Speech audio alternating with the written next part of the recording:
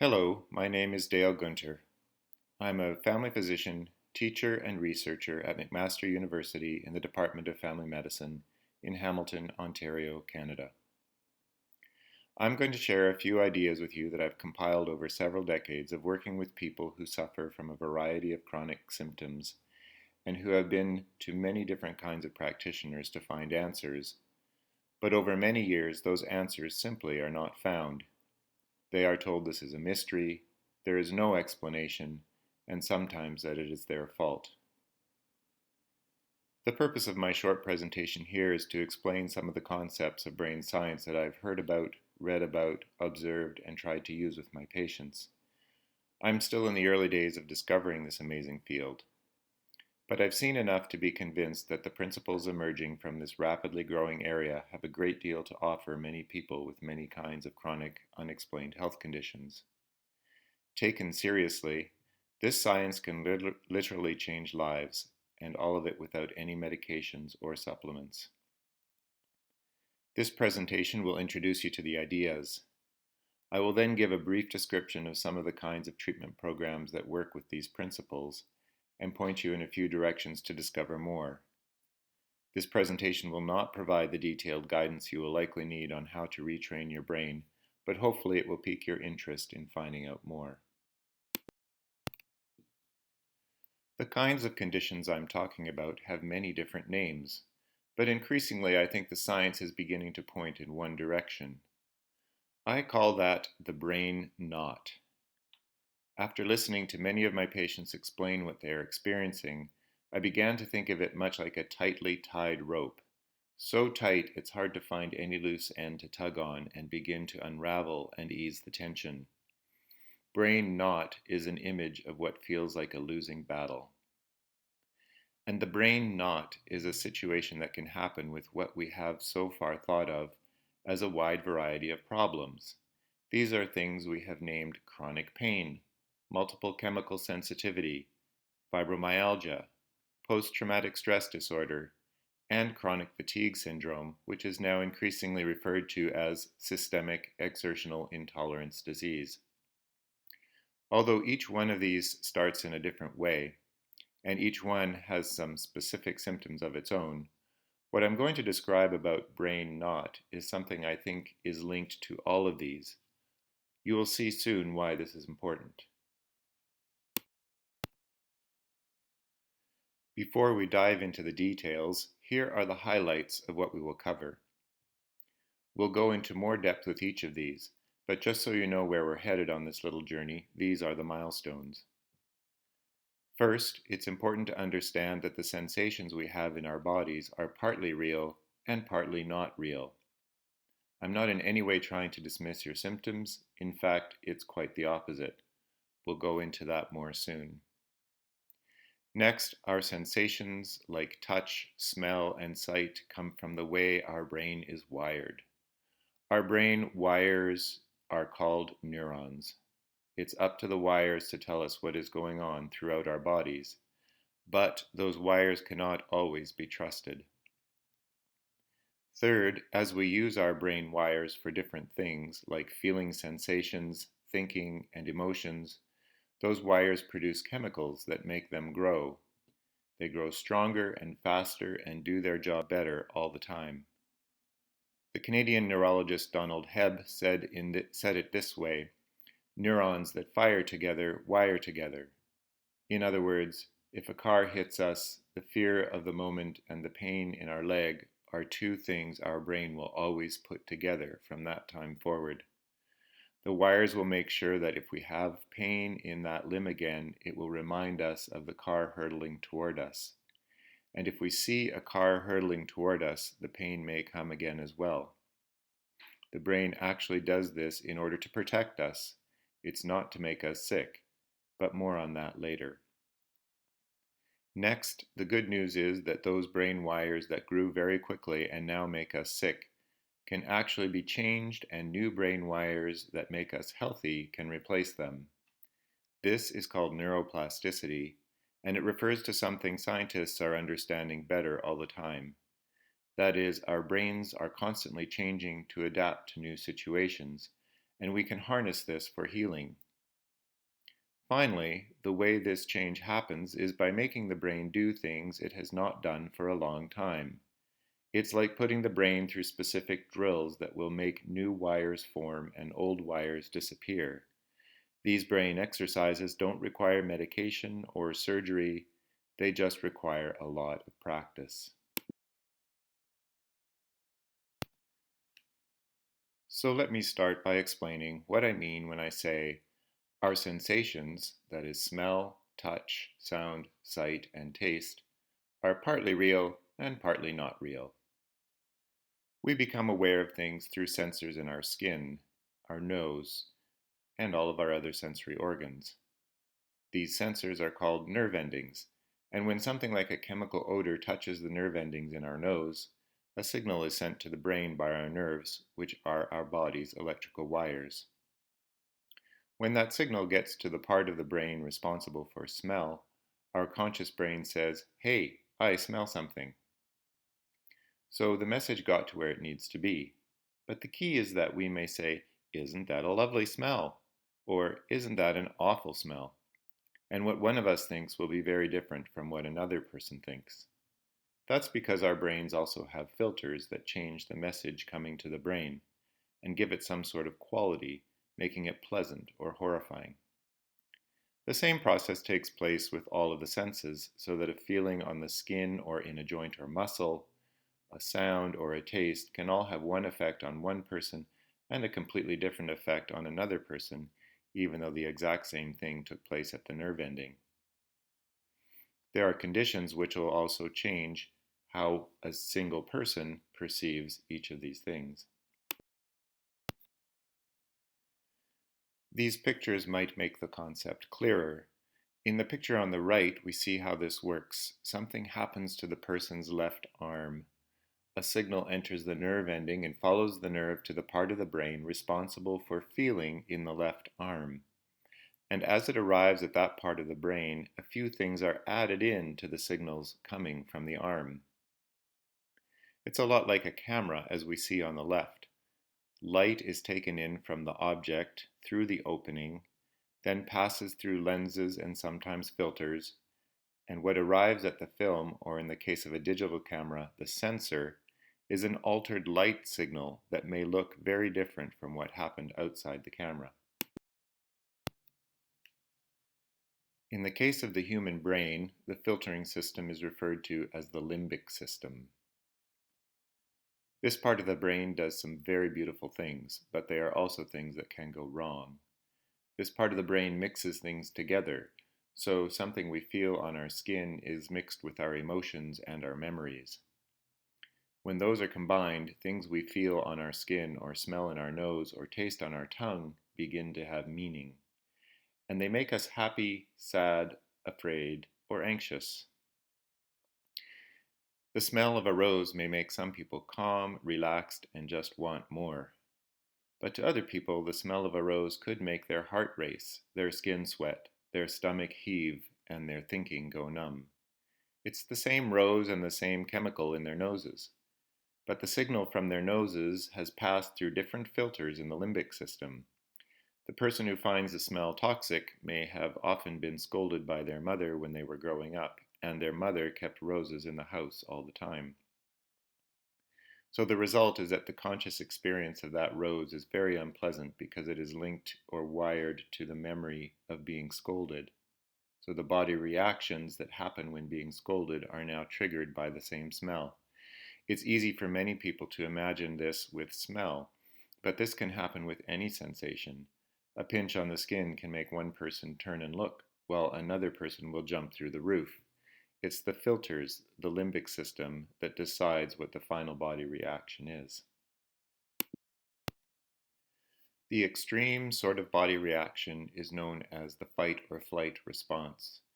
This drawing lists the kinds of things we feel in our bodies, and these happen as a result of other hidden effects when the brain tells the body something dangerous is happening. Again, I want to emphasize this is a good thing. We need this to keep us safe. We need it to give us the gut feeling about danger. We need it to protect us, and then we need it to go away and everything return to normal. It's not a problem unless the volume control gets turned way up and the senses are extra responsive, and it starts to be working all the time, around the clock, even when danger is extremely unlikely. Here is a bit more detail about what is going on in the body that can make you feel all of these reactions. In the fight or flight state, the brain and its nerves produce chemicals and send signals to other parts of the body. Tissues, including the brain itself, become inflamed. The immune system begins to overreact or underreact, in part because of excess cortisol being produced. This also dampens thinking and memory. And finally, the body's internal organs don't work properly, causing heart racing, stomach upset, poor digestion, and sweating. So it's time now to return to the brain knot. For the brain knot to happen, the brain first has something negative happen. Let's call it an injury. This is a kind of injury that is almost always invisible to any of the ways we have of looking at the brain. The injury can be from a variety of harmful things. Infection is a common one, like certain viruses or Lyme disease. Some chemicals that make fumes can do this too. Sometimes the brain is injured from a physical object, and sometimes it's injured from a strong negative emotional experience. That's right, a strong negative emotion like terror can physically change the brain. But whatever the injury, often it takes more than one injury to make the brain knot happen. I like the term a colleague of mine, Annie Hopper, uses. She is the founder of the dynamic neural retraining system for treating brain knot, and she calls this injury the perfect storm. In the perfect storm that happens in the sky, a combination of temperature, pressure, and moisture in the air has to be just right for the storm to occur. And that's a lot like what happens in the brain knot. The brain injury then causes the body to respond to protect itself. It might be to run away, or the heart might race, or the immune system is triggered. But the key is that the wires that make all of that happen become very strong, and it's easy to make them start working again at any time. An emotion, memory, or sensation can trigger the wires to begin, making you feel sick. It's important to keep in mind that this wiring is something your body usually uses to protect you. It's there for a good reason, but it can go wrong as well and stay activated almost all the time, even when you're not in need of protection.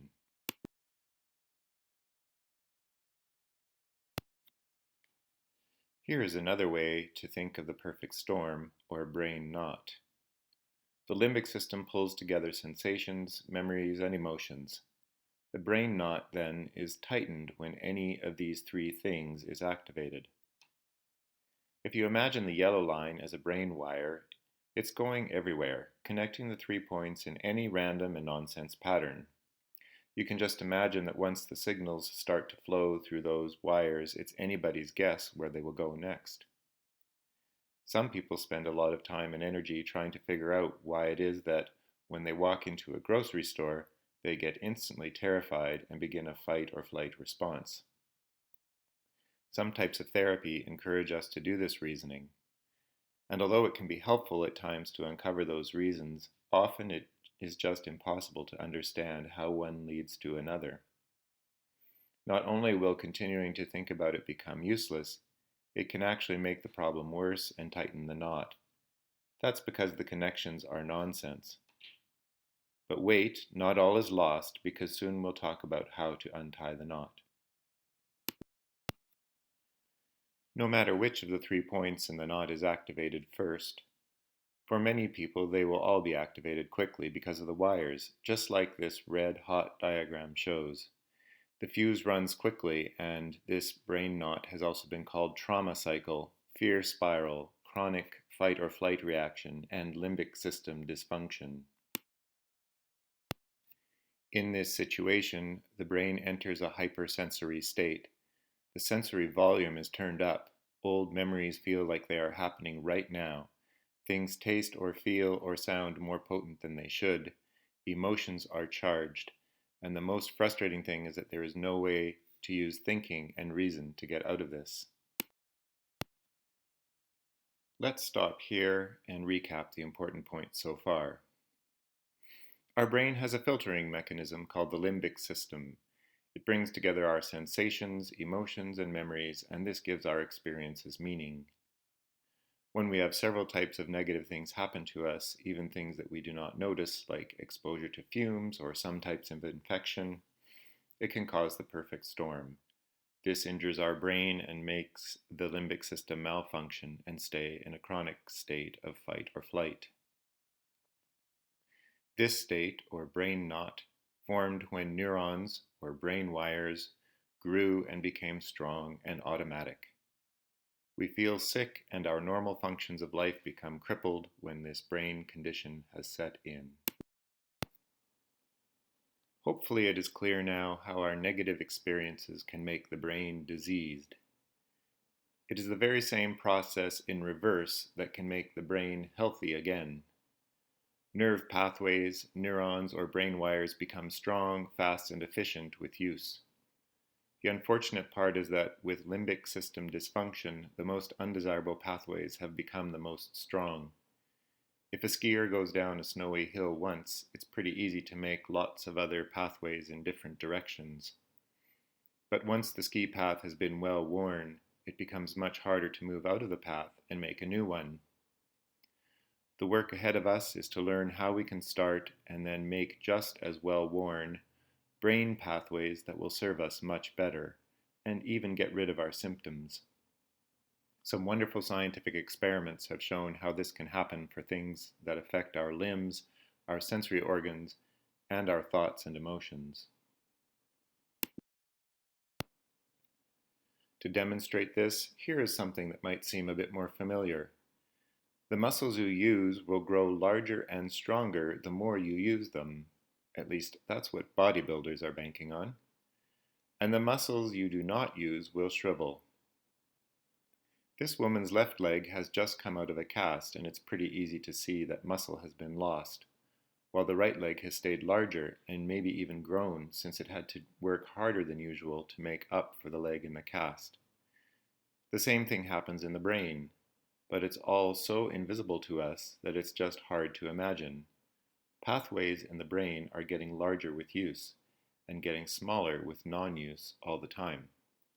But if we want to build new ones, we have to put a huge amount of effort into recognizing the pathways we wish to stop using, give them less exercise, choose some new pathways we wish to start using, and give those lots more exercise.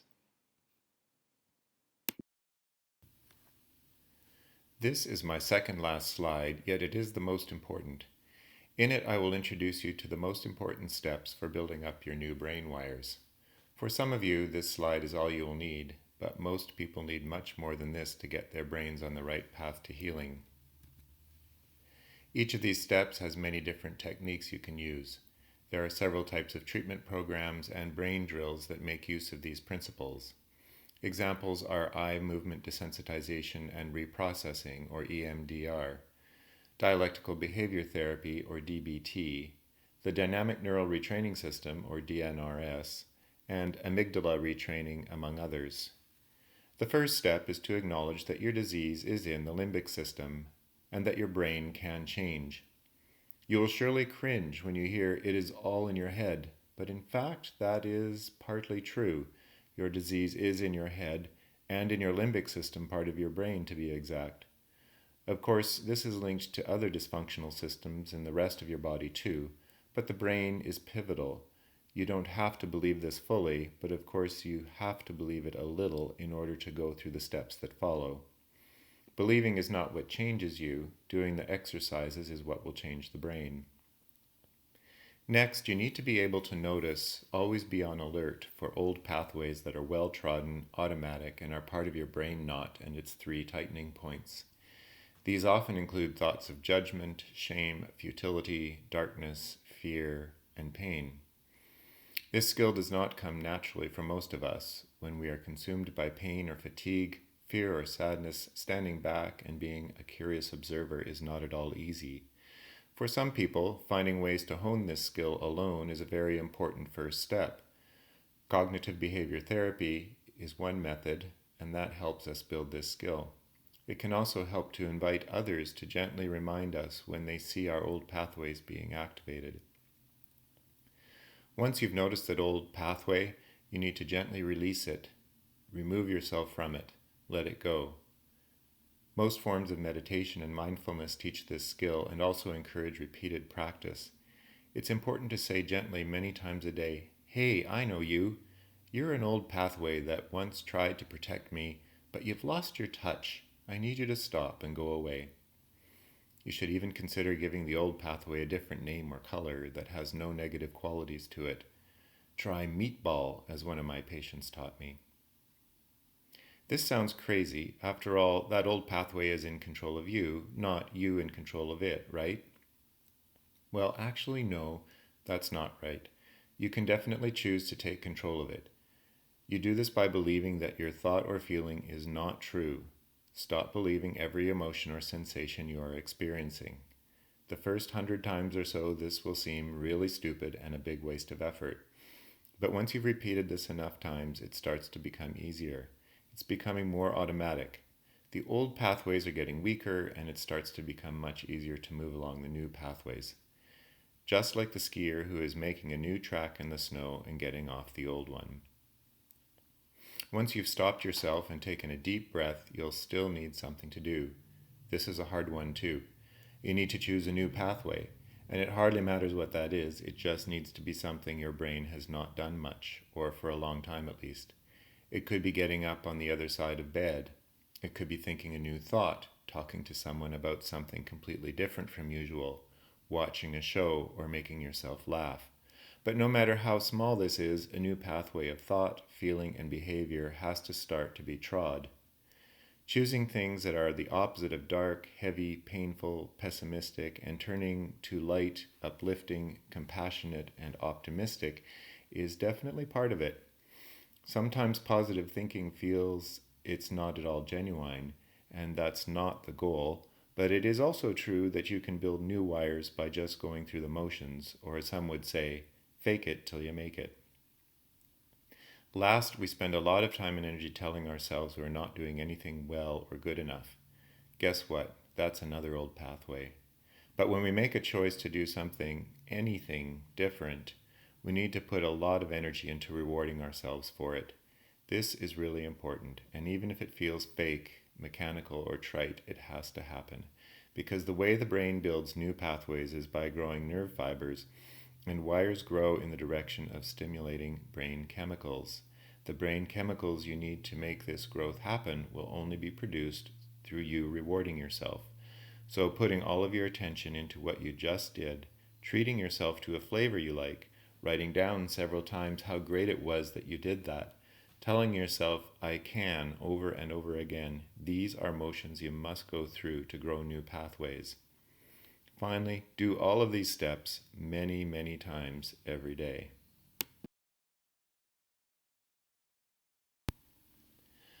We've covered a lot of material here, but in a way we've only touched the tip of the iceberg. For some of you, this will all sound very new and a little bit crazy, while for others it will sound too elementary. There's definitely a lot more science, theory, and technique involved in all of this. Here are just a few resources that you might find useful for further exploration. Norman Doidge is a psychiatrist who has written several excellent books about important scientists who are working on neuroplasticity as it relates to the body and the mind. It's well worth reading any of them. David Suzuki is a journalist, and one of the episodes of his television series, The Nature of Things, delves into the scientists described in Doidge's books, as well as the people who were treated and how they succeeded. David Steindl-Rast does the TED Talk on starting a new pathway of optimism by practicing gratitude in every moment of our lives. It's pretty powerful and just one of thousands of tools for making a new pathway. The Dynamic Neural Retraining System, designed by Annie Hopper, is a collection of resources you can order or intensive programs you can attend in order to build your understanding and skills in all of this. I think the program is excellent. And finally, my email address if you have any comments on this. Thanks for listening, and all the best in making your new pathway to healing.